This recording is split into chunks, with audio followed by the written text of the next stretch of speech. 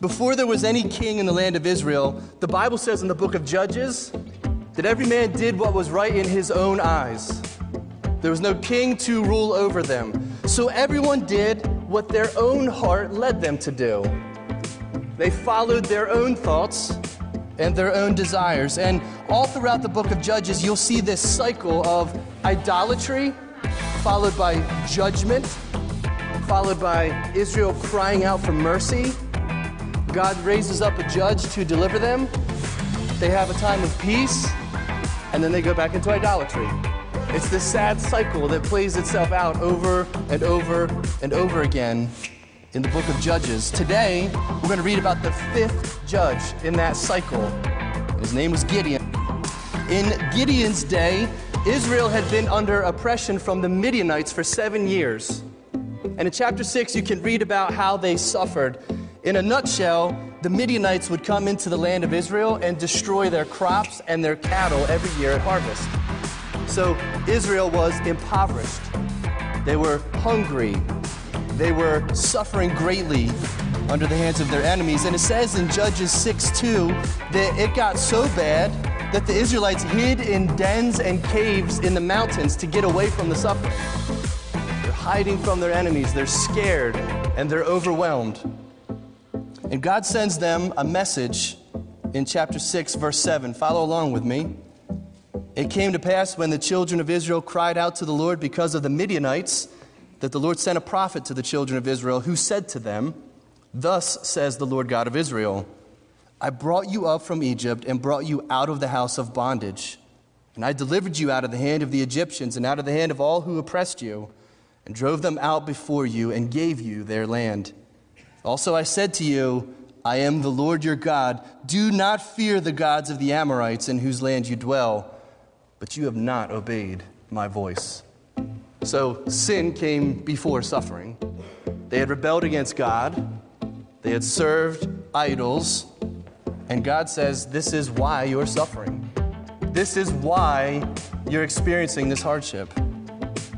And even though Israel was unfaithful, we see this over and over and over again in the Bible, God was merciful.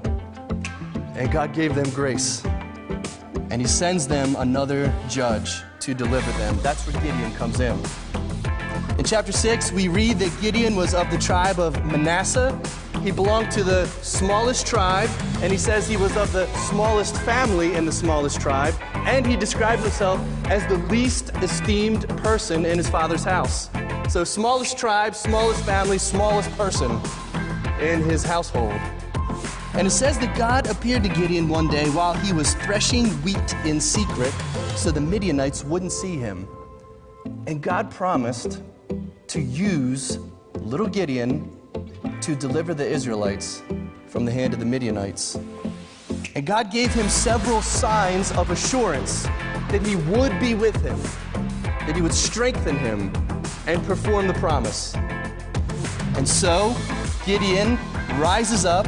He destroys an altar that his father had to the idol Baal. And then the Bible says that the Spirit of the Lord came upon Gideon and he blew a trumpet to gather Israel together to get ready for the fight.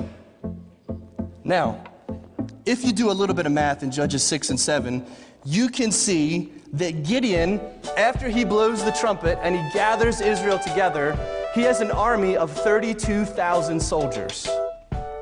And the Midianite forces that he was going up against totaled 135,000 soldiers. Anybody do some quick math there? What the ratio is? It says, no, we're not going to do that. 4 to 1, roughly. So once they gather the forces together, Gideon, if you're following along in the bulletin, I put the ratios in the middle there. You can fill that in. Gideon was outnumbered 4 to 1. Now, I kind of like to imagine what this would have been like if we lived back then, and I'm looking out and I'm talking to my brothers, the men that are going to go out and fight in this war, and I'm saying, guys, we can do this. We're going to go out and destroy the Midianites. God's promised that every single one of you has to kill 4 Midianites for us to pull this off. Some people were like, there's no way that's going to happen. Maybe we can muster up enough courage to take on 4 enemies each. We're outnumbered, but maybe we can do it. Well, flip over to chapter 7, verse 2, and let's start to see God's intentions for this fight. The Lord said to Gideon, "The people who are with you are too many for me to give the Midianites into their hands, lest Israel claim glory for itself against me, saying, 'My own hand has saved me.'" Hold on, God. We have too many people? We're outnumbered 4-1 to start. And God says, you have too much. Gideon is already under-equipped for the task at hand, and now God is about to reduce his resources even further and take him even lower.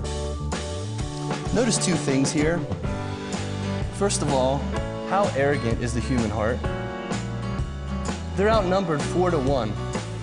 And God knows if he gives them victory, they will boast of their own strength. That's embarrassing.